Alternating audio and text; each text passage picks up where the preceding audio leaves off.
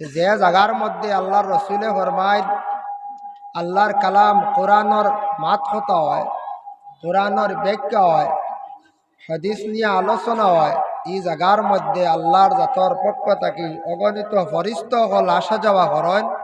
আল্লাহর পক্ষ থাকি অসংখ্য রহমত সেই জায়গার মধ্যে নাজিল হয়। সুবহানাল্লাহ। তাই বর্তমান যুগে আমরা সোশ্যাল মিডিয়া এটা হয় আমরা এক ধরনের বহুত ফায়দা হয়েছে। গড় তাকিয়ে আমরা বিভিন্ন মৌলানা সাহাবগুলোর ওয়াজ আমরা সার্চ করি, আমরা শুনতে পাই, হলা না? এর লাগিয়া হয়তো আমরা আর একদিকে ফায়দা হয়েছে আর আরেক দিক গিয়ে লস হয়েছে। কিতাব বলে ওয়াজর মজা কমে গেছে, প্যান্ডেলও মানুষ বেশ আইন না। ওই ভাইটা বাড়ির থাকি পাইমু খবর, হলা না? বাড়ির থাকি আমরা ওয়াজ পাইমু, নেটও মারমু, সার্চ করমু, যে মৌলানা চাইমু পাইমু, পাইবা ঠিক আছে। ওয়াজ শুনতা সার্চ করিয়া বড় বড় মৌলানা হলোর ওয়াজ শুনক, কোনো বাধা না। সোশ্যাল মিডিয়া বহুত জিনিস আগ্রয়া দিছে।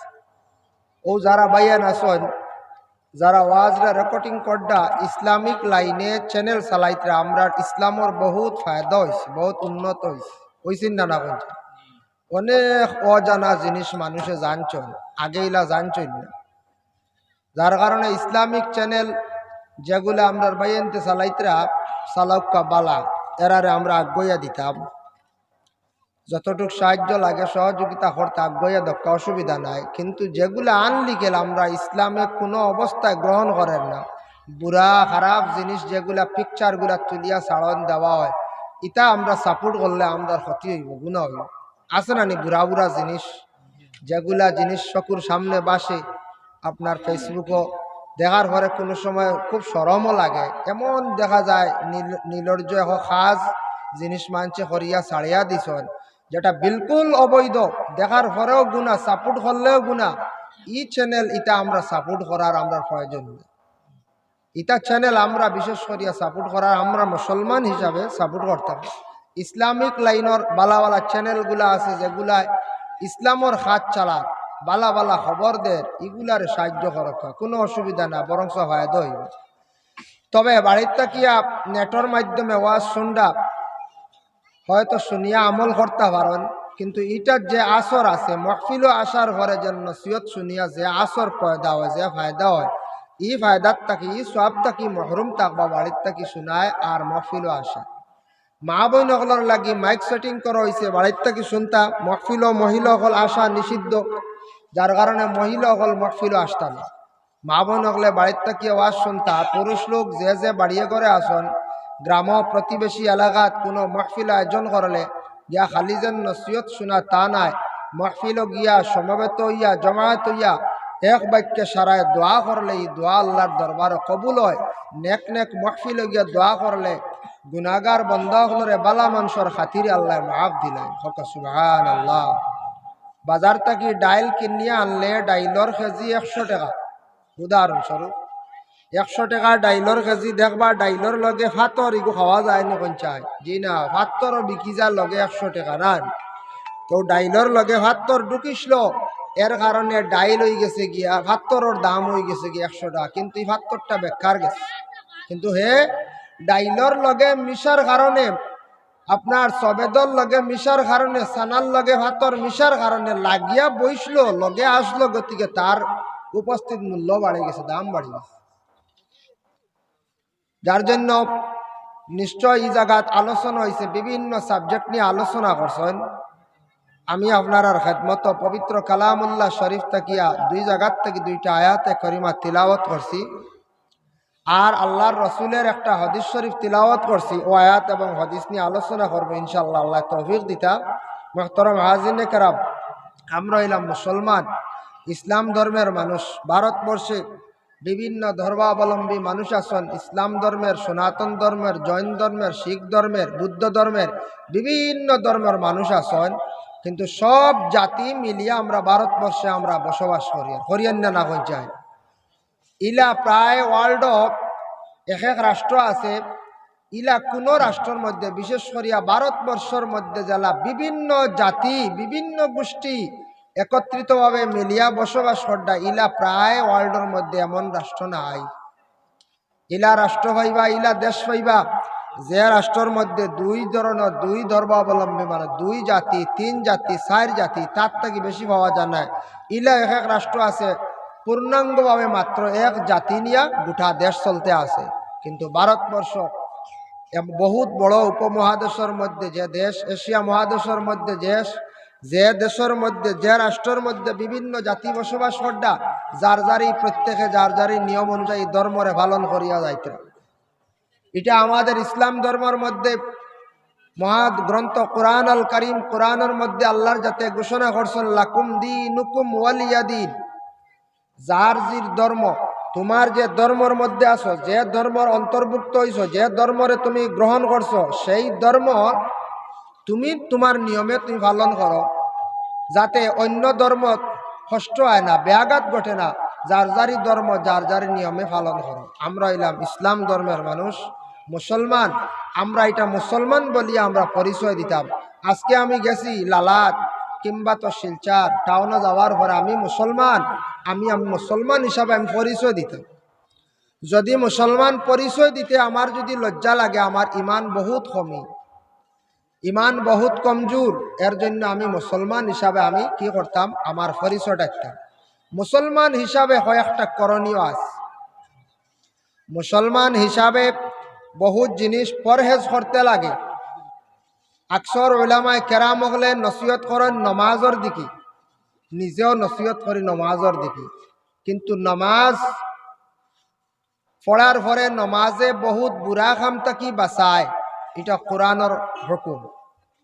কিন্তু অনেক অজানা জিনিস আমরার মধ্যে থাকি যায়, যে কাজগুলো এই লোকে বড় নিফাকি কাম, বুড়া কাম, যেগুলা মানুষে পথভ্রষ্ট করে, ধ্বংস করে, বরবাদ করে। তখন এই মানুষ বরবাদ হয়, নষ্ট হয়, মানুষ তার মানসিকতা থেকে দূরে সরিয়া যায়। এর লাগি নিফাকি খাম যেগুলা আল্লাহর রসুলে কইছেন এগুলা বর্জন করো, এগুলা তুমি তাই ছাড়ো।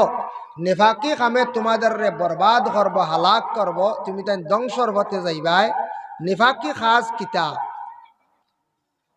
মিশকাতুল মাসাবি, সেই হাদিস শরীফের মধ্যে আল্লাহর রাসূল সাল্লাল্লাহু আলাইহি ওয়াসাল্লামে বাবুল কাবাইর ওয়া আলামাতুন নিফাক একটা বাব বান্ধ হইছে, যে বাবার মধ্যে আলামাতুন নিফাক, নিফাকর আলামত গুলো আল্লাহর রসুলে বয়ান করছেন। যে নেফাকি খামে মানুষ বরবাদ হয়ে যায়, হালাক হয়, ধ্বংস হয়, মানুষ একবারে নিকৃষ্টতম হয়ে যায়।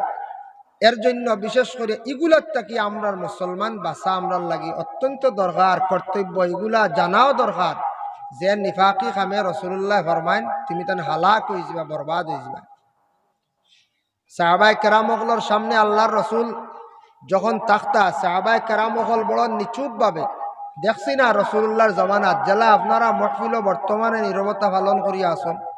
বেশিরভাগ সাহাবায়ে কেরামহলর জিন্দগি চাইলে দেখা যায় রসুল্লাহর সামনে বড় আদব সহকারে বসতা সাহাবায়ে কেরামহল, আর সাহাবায়ে কেরামহলে রসুল্লাহর জিন্দগি বেসা থাকাইতা সব সময়।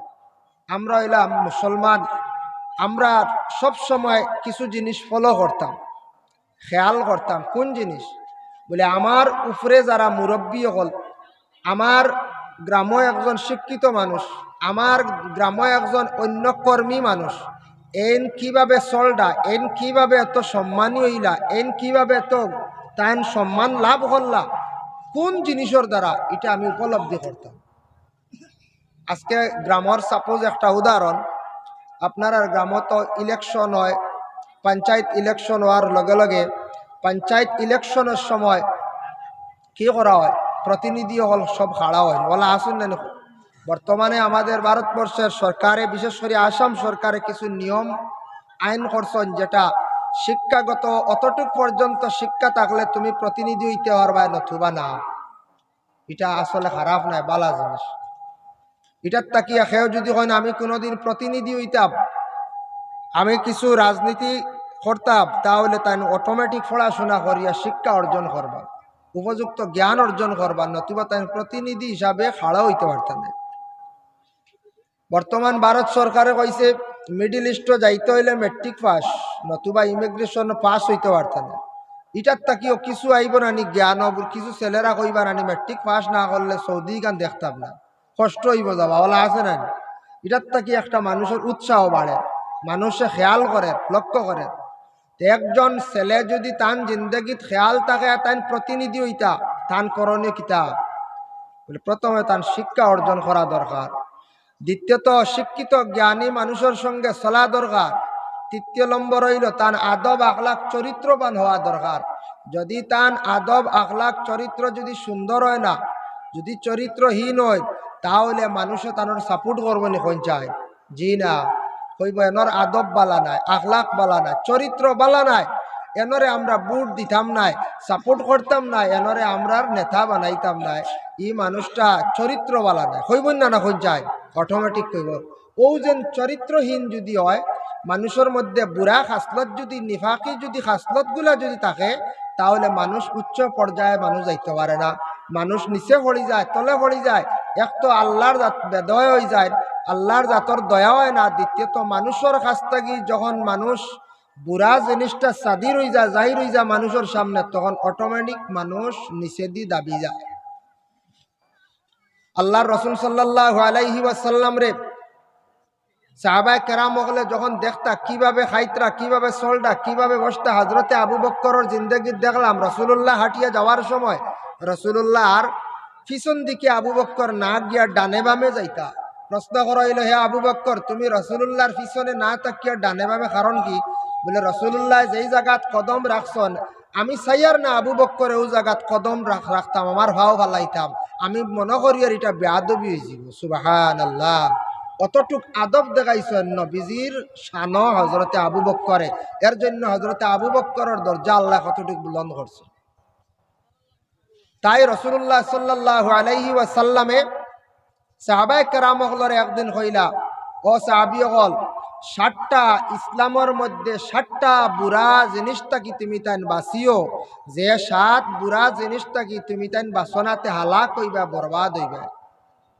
وقال النبي صلى الله عليه وسلم اجتنبوا السبع الموبقات قالوا يا رسول الله وما هن। আল্লাহর রাসূল সাল্লাল্লাহু আলাইহি ওয়াসাল্লামে সাহাবায়ে কেরাম হলরে জানাইল, সাহাবী হল, 60টা বুড়া জিনিসটা কি বাঁচো, নতুবা তুমি তান বরবাদ হইবা, ধ্বংসর পথে যাইবা। সাহাবায়ে কেরামরা প্রশ্ন করেন, কালু ইয়া রাসূলুল্লাহ, ইয়া রাসূলুল্লাহ, আপনি হুকমা হুন্না 60টা জিনিস কি কি আপনি আমদারে হইয়া দেন। আল্লাহর রাসূলে প্রথমে জানাইন, কাল আশিরকু বিল্লাহ, আল্লাহর শরীক করিও না, আল্লাহর লগে শিরকি গুনাহ করিও না। শিরকি গুনাহ কি? আল্লাহরে শরীক করা। দেখো, আল্লাহরে শরীক করা মানে শিরকি গুনাহ এমন একটি গুনাহ, যে গুনাহ আপনি যেন তওবা করলে মাফ হয়ে যাইব তা নাই।